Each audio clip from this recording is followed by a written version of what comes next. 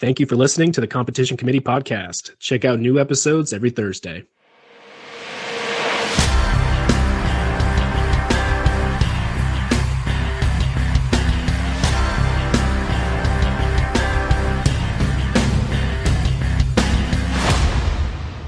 Welcome to the Competition Committee, where we make sports more fun for the fans. I'm your host, Parker, and joining me as always is JJ, and today we have a good one. We'll be discussing the current NCAA and NFL pass interference rules. We'll dig into two of the MLB rule changes, and we'll finish it off with some outdoor Monday night hockey. But before we jump right in, I want to bring in our community pundit for today's episode, Campbell, who will be gracing us with his thought-provoking insights. We're glad to have you here, Campbell. How are you? I'm good, man. I'm happy to be here. Happy to be talking to you guys about some sports. Looking forward to it, and we can have a good conversation about things. And excuse the sniffling. I just had some too hot of Thai food, so forgive me in advance. It's all right. We've all been there. So let's just jump right in. Pass interference. One of the most significant penalties a team can get. It's one of the best penalties for you. It can be the worst things against you. JJ, kind of talk to us about your pass interference brainchild. Okay, well, of course, we all know there's two different pass interference rules. We have the NFL. The NFL, it is the point of penalty, the location of the penalty. So if somebody throws a ball 60 yards and the pass interference happens 60 yards away, you can get 60 yards for that play. If it happens in the end zone, it comes back to the 1 yard line. And it can be game changing. In college football, it's a 15-yard penalty and a first down. Both of those penalties have advantages and disadvantages. If you had the college rule in the NFL, every time a defender got beat, they would just they'd grab the receiver and prevent him from going on, and to get a 15-yard penalty instead of that guy catching a touchdown. So we can't have that rule. Here's what the competition committee is going to propose as a new rule. We're going to have two levels of pass interference, almost the same way you have two levels of roughing the kicker. Of course, there's running into the kicker and there's roughing the kicker. In this case, we're going to have two levels of pass interference. The first one I'm calling pass interference contact, and that happens when a defender interferes with the pass receiver's hands or his arms. So you could think of that as two guys getting tied up trying to get to the ball, and the defender is pulling on the receiver's hands or pulling on his arms. And that penalty would have that would be a 15-yard penalty. Then we'd have something called pass interference obstruction. And this occurs when the defender manipulates the receiver's body. He does something to slow him down, grabs his arm, turns his body, grabs a hold of his shirt, trips him, anything like that keeps his body from moving down the field. I think the refs could call this, and we would end up with defenders who aren't afraid to go for the ball because they know they're only going to get a 15-yard penalty if it happens. And again, that same penalty could happen all the time for offensive pass interference as well.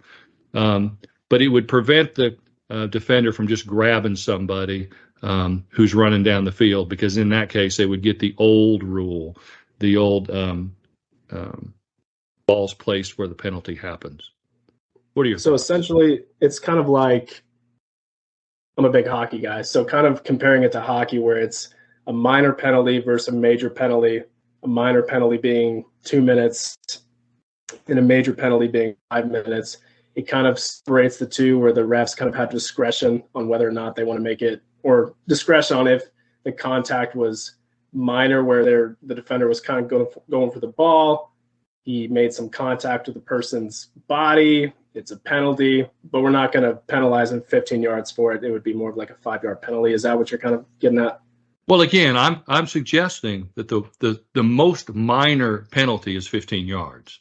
So you still get a 15-yard penalty for Gotcha. what we might. And again, I'm not hung up on these names. We might call them minor and major, but I liked the word pass interference contact because we were talking about what's almost incidental contact where they're trying to go for the ball. and then pass interference obstruction, where he's preventing the guy from running down the field. So one penalty would be 15 yards. The other penalty would be on the 1 yard line. The spot of the foul, I guess is the right term. I kind of like that idea too, because I feel like, kind of like in basketball, we have, if someone's in a shooting motion and the hand's hit, or is the hand part of the ball, there's always these gray zones in all these different sports. And I like the idea of having two separate penalties, but my only concern would be, because this year I've already been watching more baseball than I have last year. And I like the new baseball because it's quicker. And I feel like I already struggle with if it's just like a Monday Night Football or a Thursday Night Football and there's just one game on. I'm so used to the red zone where it's constant. I get action all my time in my face, however I want it. And then when I'm watching one game, it feels like it drags on and on, especially if it's like, Indianapolis and like Broncos. Like, it's a boring game anyway. Like, no one wants to watch that. So that would be my only concern. The game's going to feel longer than it already is. But other than that, I really like the idea of having the two penalties to where is some room for. I'll make the argument that we're not going to see more pass interference calls. It's just that they're going to be penalized differently. So I don't think this makes the problem of the game being slow any different. But I understand your frustration with boring football games that go on and on forever. Yeah, and to Campbell's point as well, I didn't really think about this. It puts more of the decision-making in the ref's hands as well. And let's say the final 2 minutes and there's a ticky-tacky. Is it a obstruction? Is it a minor? As a fan, I wouldn't want the game being more in the ref's hands than in the past. But I do understand it. It's more, we're clarifying it more of, okay, it's not going to be a spot foul. It's just 15 yards. We're kind of clarifying it, so it's not going to make or break a play, but also we're putting a lot more decision making in the refs' hands where they could mess up the call again. It could be a detriment to your team. I kind of see it both ways. You're right. I mean, so there are going to be some of them that are called pass interference contact that should be pass interference obstruction. But if 80% of them are called right, then it has a smaller impact on the game. And talking about something that could be reviewed, it could be easily reviewed because you could look and see. You want it to be reviewable. You could look and see, is he touching his hands or is he turning his body? And that would be the big key. If you're turning somebody's body or slowing them down, then you get the obstruction. Yeah, and then going back to Campbell's point, if we are reviewing it, would that make the game longer? Is that something that we want? Yeah, because I'm thinking that's more challenge flags. I'm thinking that's more time in the booth talking to, who is it, Dean Salvatore in New York, saying, oh, yeah, when I was, watching this game, that's how I would have called it, and they got it wrong this time. So, that's kind of the stuff I want to cut out of the game. I want the action. I want it to happen now. I want to see 15 yards. I want to see touchdowns. I want to see big hits, stuff like that. I don't want to see Dean Salvatore, less of him. I kind of like that part, but then I kind of like that part. Okay, so let's give this thing a score. Campbell, you don't know the rule. The rule is you're going to rank this from 1 to 10, but you can't use 7. Then we're going to give it an average score. 10 being the best, right? 10 being the best, 1 being awful. You can't use 7 because people use that for average all the time. And of course, since I made up the rule, I'm going to go first. I'm going to give it a 10. You're not going to hurt my feelings no matter which way you go. Parker. Okay, I'll start. I'm going to give it an 8.8. I like it in theory. 8.8? There is no 8.8. Oh, that's an expert score. It rounded to 9. Okay. Give it a 9. I think I'm going to have to go with, since I can't use a 7, I think I'll have to go with a 6, just because, like I said, man, I'm used to the 21st century. I'm used to that fast action. I'm used to the red zone. I don't want longer games. I'm going to go with the 6. That gives us an average of 8.3. Parker, I think we agreed anything over 7, and we're going to send it to the NFL competition committee. So we'll pull out the envelope, and we'll mail it off. Sounds good. We'll do that. We'll We'll take a brief break, and when we come back, we'll dig into some baseball. Stay tuned.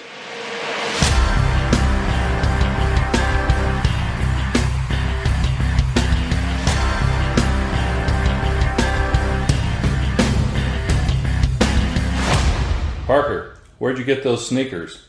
Oh, these? I got them at Kmart. Kmart. It's like Walmart, but for poor people.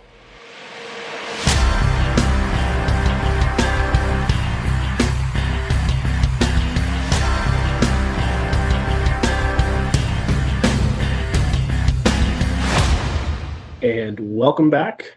Let's talk some baseball, and more specifically, rules that I think is going to make baseball great again. In the next 5 or 10 years, we're going to look back and think that these were the rules that changed baseball for the better and made baseball more fun to watch. So there are 4 major rule changes. I'm not going to get into the first 2. We'll talk about the last 2. But it's the pitch clock, shift limits, bigger bases, and disengagements. So with the bigger bases, we got 3 inches on these bases larger on each bag, and disengagements where there's 2 disengagements that each pitcher has. And on the 3rd disengagement, they either have to get an out or it's going to be a balk.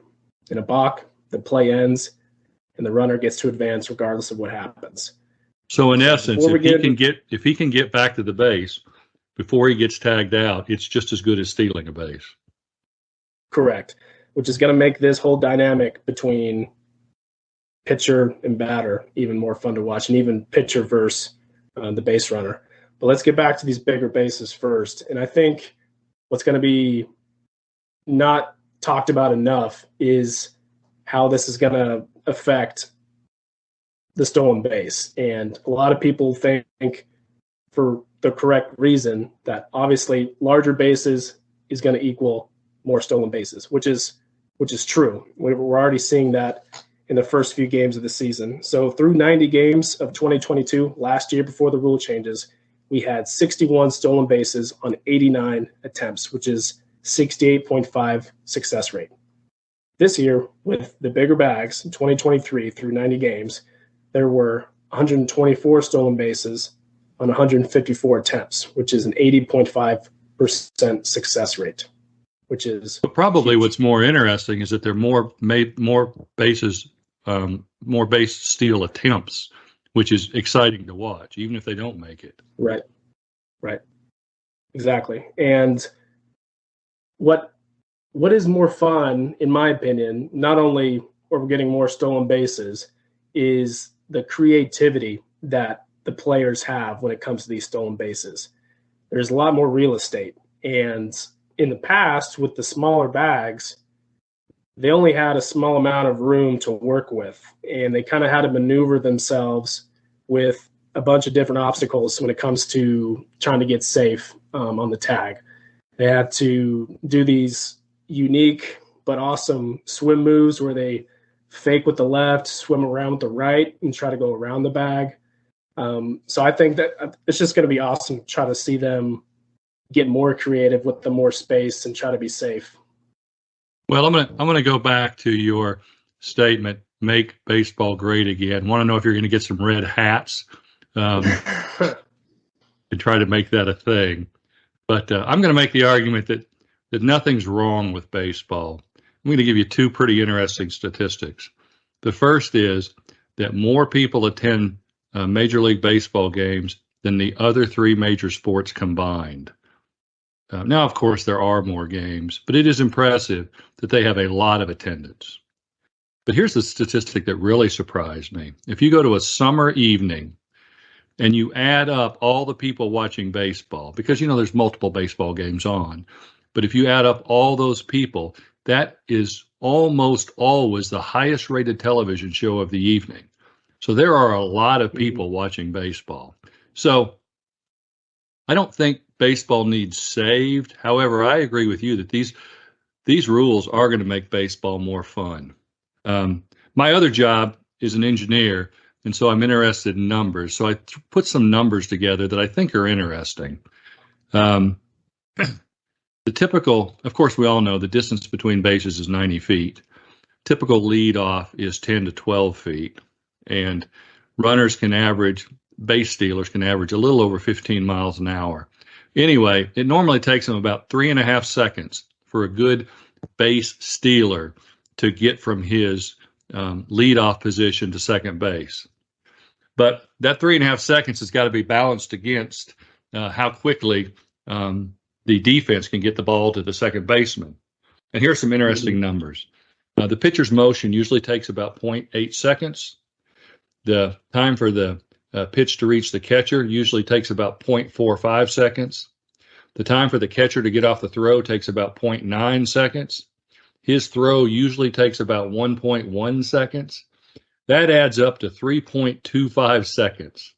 So again, we have 3.5 seconds it takes the runner to run from first to second, and 3.25 seconds it takes the defense to get the ball to the second baseman. So you can see that if the throw is perfect, they're going to get the runner out. Of course, if the throw is high, they don't get him out. But it's kind of interesting is does making this space a little bit shorter make any difference? And I kind of looked at the numbers. With the 15-inch bases, the bases before this year, the runner had to run 913.5 inches to get to second base. Of course, that's with his leadoff. Now he only has to run 909 inches, so 4.5 inches less. If you kind of look at if you ratio that out, he's picking up about 0.02 of a second. So, we did have this gap of 0.25 seconds that was to the advantage to the defense. Now we have an advantage of only 0.23 seconds, but that's only 0.02 of a second. That's almost nothing. So these bases being closer together is not the reason that stealing is more prevalent or is going to become more popular. I think you really had something when you said that the larger bases give them something larger, a larger target to avoid being tagged out when they come in. Right. And what it kind of boils down to is more bang bang plays. A lot of time, it was already bang bang to begin with, but I think almost every stolen base now is going to come down to, if it's a perfect throw, the runner still has to get creative and somehow avoid the tag. And with more real estate, they now have options to go left, right, do some sort of swim move, do something. They now have options to kind of get around that tag. And that's exciting for me. I used to play baseball, and, trying to come up with different strategies. Is the person tagging the runner, is he left-handed? Is he right-handed? Which hand is he going to tag you with? There's going to be options now, and I think that's more fun to watch. Yeah, I think the other two things that come into play, that disengagement rule has to be a big part of why stealing is going to become more prevalent. If nothing else, I'll be really curious to see how many base runners can get back to first base on that third disengagement and essentially steal a base through a balk. That'll be exciting to see happen too. It's just going to put new pressures on the pitchers as well. So I am looking forward to this. And then we didn't talk about this rule, but eliminating the shift itself is going to put more people on base. And when you put more people on base, there's going to be more steals. So this is very positive for baseball. I'm excited about it. All righty. We will take a short break, and when we come back, we will talk about outdoor hockey on Mondays.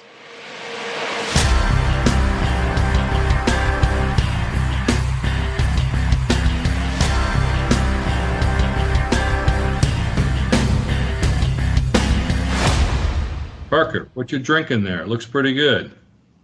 Oh, this is Jolt Cola. All the sugar and twice the caffeine.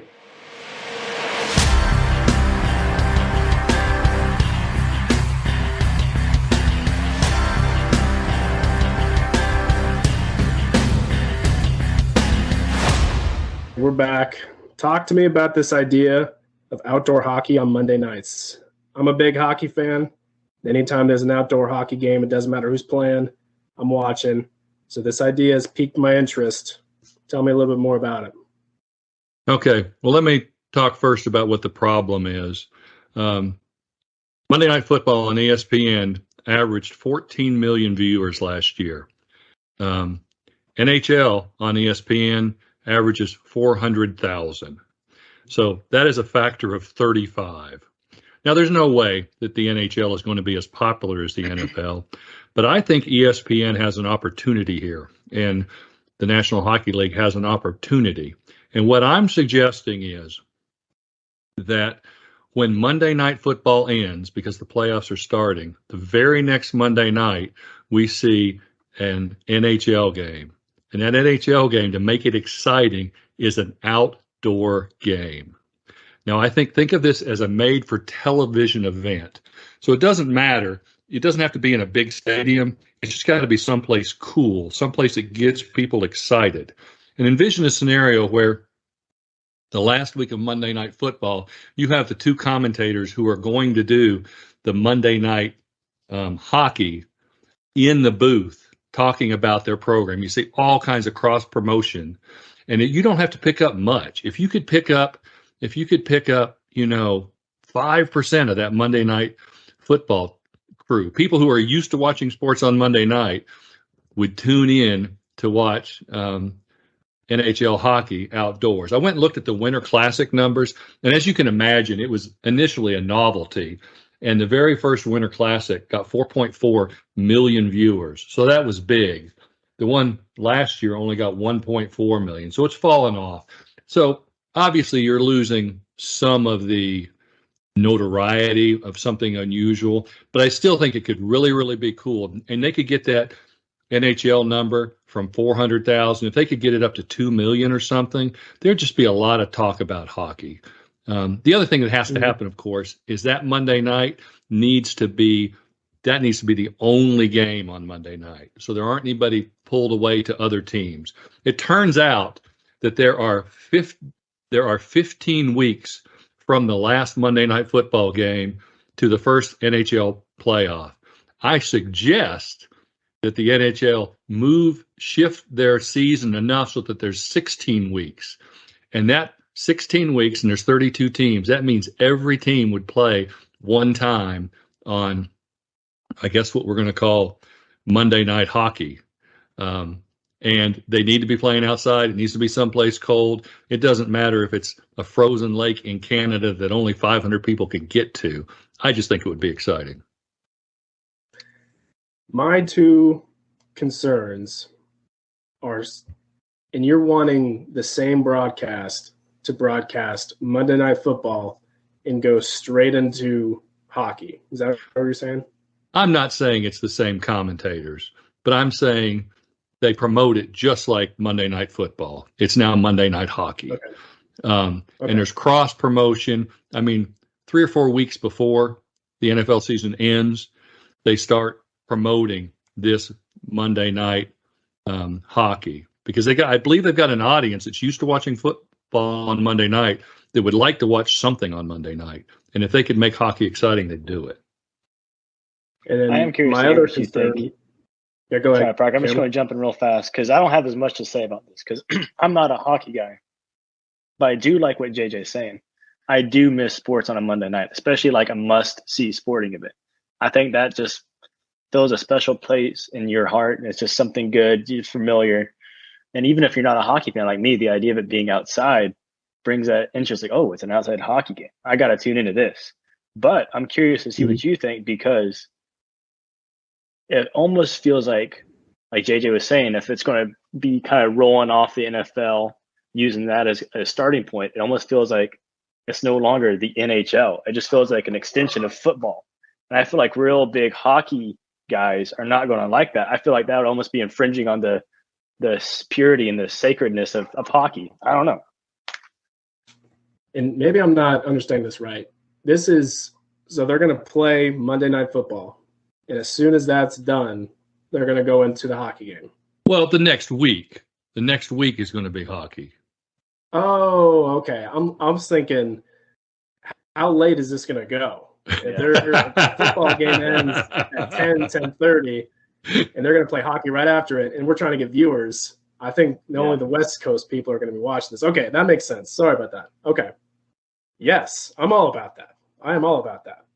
I mean, because what we've got to do is we got to take that 400,000 number and we got to turn it into 2 million. It's not going to get to 14 million. It's not going to be Monday Night Football. But again, having one game, you need people that want to talk about something to their friends that ends up on Sports Center, that people on sports radio are talking about. I think this would generate that. And it seems almost free for ESPN to do. Just no reason not to do it. The only thing they would have to battle with on Monday nights during this time of the year would be The Bachelor, which would be perfect. Oh. We got the women watching The Bachelor on Monday night, and then we got the men going into a different room, their man cave, and they're putting on some outdoor hockey. I'm all about this idea, JJ, now that I understand. It almost feels like, too, that you're looking for something like they had like in those first couple Winter Classics. And correct me if I'm wrong here, Parker, but, those first couple Winter Classics, you always had the Crosby and the Overkin rivalry, right? That was something that people tuned in to see. It was almost like the Magic and the Bird thing back in the day. Like that kind of, they took the NBA from being kind of a middle of the pack sport to making it must-see TV. And that feels like that's what you're saying, JJ, is you want to see some of these personalities coming out of hockey a little bit more. Because I feel like you don't see that a lot in hockey. And having this must-see TV might get that.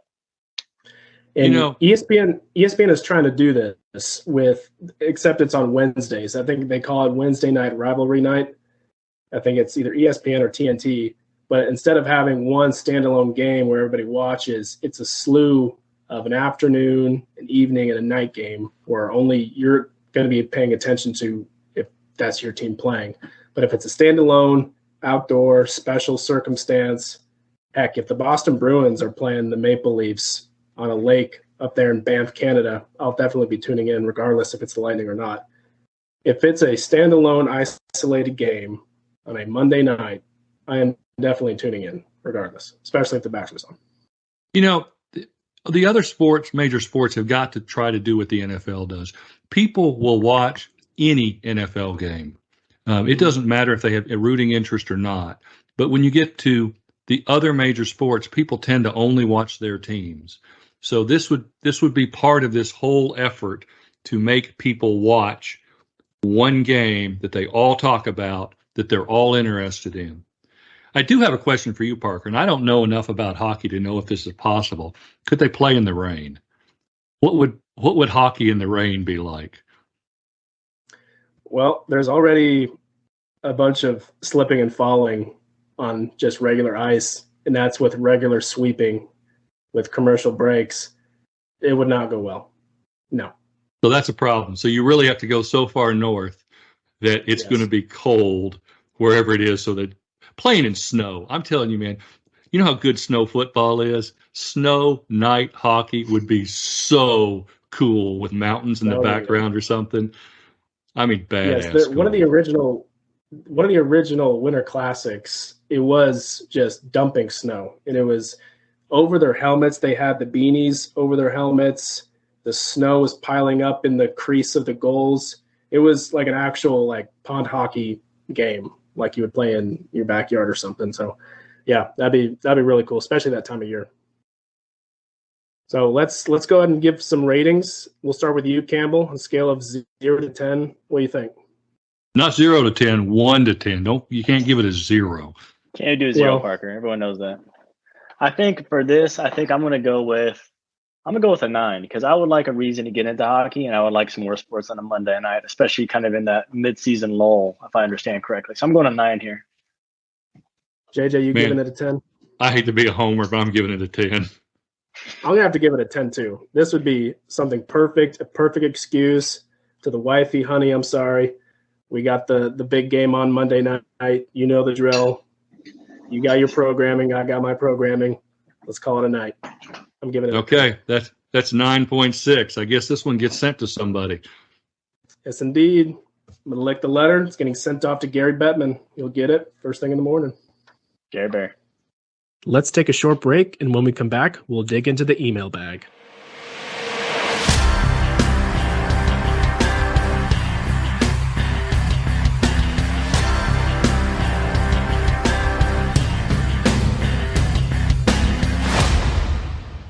Parker, where did you get that portable computer? I got it at Compact Computer Mart. Compact computers for the next generation of big business.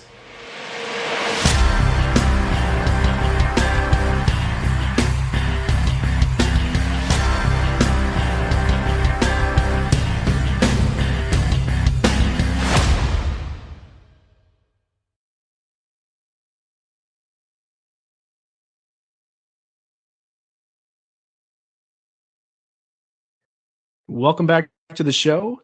I dug into the email bag and pulled this one out. Michael from Detroit writes, TCC boys, I'm really enjoying the sports thought exercises on the show. It would be nice for y'all to improve your audio quality. Anyway, good job. I'm not sure where I heard about this one, but it sure sounds fun. It happens when there are 2 outs and the hitter pops up into the outfield. If the runner can run the bases before all of the fielders can run to the dugout, he gets a home run. So much more fun to watch. What does the competition committee think? Michael from Detroit. I'm thinking Michael has a pretty good idea, but I'm not sure running into the dugout at full speed's going to do anything good for injuries in the sport. There's some steps in the dugouts, aren't there? Well, I'm going to admit that this idea intrigues me. It intrigues me a lot. So I kind of ran some numbers. I had to pick a stadium because all stadiums are different. So I just picked Yankee Stadium. So I'm going to try to take what Michael's suggesting exactly as he said it. So the way he said it is that all of the players have to get to the dugout before the base runner can get all the way around the bases. So I looked up some numbers on the internet, and this is what I learned. A good base runner can run the bases in about 17 seconds. So that's the time that we're looking against, is can the outfielder catch it and run to the dugout in under 17 seconds to get him out? If he doesn't, the guy gets a home run. And I guess anybody that's on base also scores. I mean, this would make so much fun to watch on Sports Center every time this happens.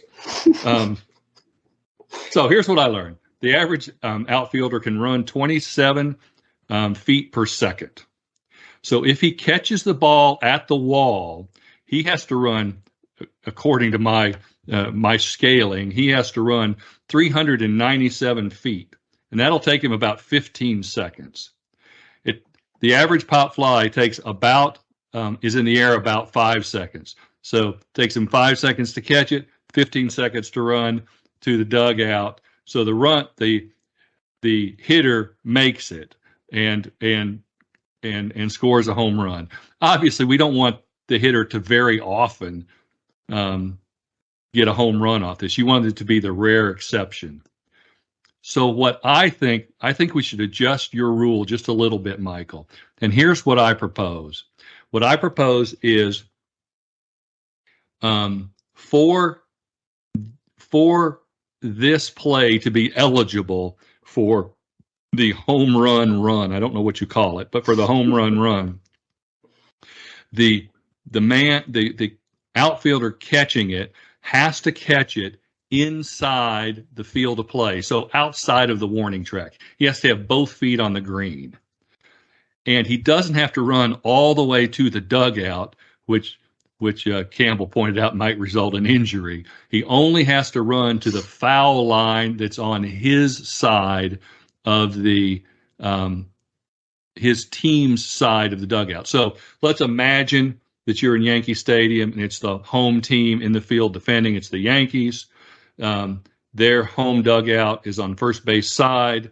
So the distance from the edge of the warning track to the foul line, I measured to be, I should put my glasses on, 332 feet. So if you run those numbers, 333 feet divided by 27 plus 5 equals 17 seconds. So that's exactly what we want. We want 17 seconds for the runner to be able to run the bases and 17 seconds for the fielder to make that catch so that we can get competitive play on those rare instances where that pop fly stays out of the warning track, has to be caught, and the all the fielders have to make it across that line. I think this would be so much fun. I do love the idea fun, but funny. Yeah, but I do love the idea of a super competitive foot race to decide the fate of the game. You got 17 seconds, games on the line. What are you going to do about it? I can tell you one thing right now. I can tell you right now, if it's Ronald Acuna out there, it's a home run every time. That man will not run. So I think you have a hard time. Those Braves out there doing that. I'm trying to imagine this in my head. Okay, so we got a pop fly, and let's just say your team is on the dugout on the right side, looking at the first field. base side. Yeah, First base side, and he pops out in the left field. That guy has to run full speed to the other side of the field, to the foul line, before that runner can run home. And if he doesn't, it's a home run. Am I understanding this correctly? that is correct. So again, if he has to run, if he's running the wrong direction to make that catch and has to turn, the guy probably makes it home. If he's a fat guy, the guy probably makes it home. If the runner's a fat guy, they get him out. It means that you're going to have to put your opposite fielder from your dugout is going to have to be very fast. Well, Michael, I'm very glad that you sent us this rule. We might have to frame it as our first email that was sent to us. Do we want to vote on this? I think we should vote on this. Well, let's state the obvious. Baseball is very traditional. They're never going to accept this. But, it would be so much fun. Maybe the Savannah Bananas, they might do that. So, that's what I was thinking. This be right up their alley. I tell you what, do this in minor league baseball just to make people show up to watch the games, and make it it'll make it on the local news every time it happens. It'd be flat exciting. Well, start us off, JJ. What do you think? Well, man, am I a homer. So far, I've given myself 2 10s. I'm going to give this a 10 as well. So I'm giving this 10 as a brilliant idea. Unfortunately, baseball would never accept it. Campbell? I'm going to go with the purest viewpoint here. I'm going to just devil's advocate to JJ. I'm going with the 2. Yeah, I'm still trying to imagine this in my head. Give me a 4. Just because I'd love to see it happen. But I'd love to see it once, but I don't want to see it. I don't want to see it every time. Okay, that's 5.3. Unfortunately, we're not going to be sending that off. Sorry, Michael. That's going to wrap today's episode. I want to thank Campbell for joining us today. I also want to thank our sponsors, Kmart, Jolt Cola, and Compact Computers. Help us make the competition committee a community. Send us your ideas for rule changes via the email machine at thecompetitioncommittee@aol.com. You can also follow us on Twitter @_TCC Podcast, or find us on Facebook at The Competition Committee Podcast. Please tell your friends about us. If you listen to us on Apple, please subscribe and give us a 5-star review. Maybe we don't deserve 5 stars, but it helps listeners find us anyway. Thanks for listening this week, and look for our new podcast each and every Thursday. Until then, Parker out.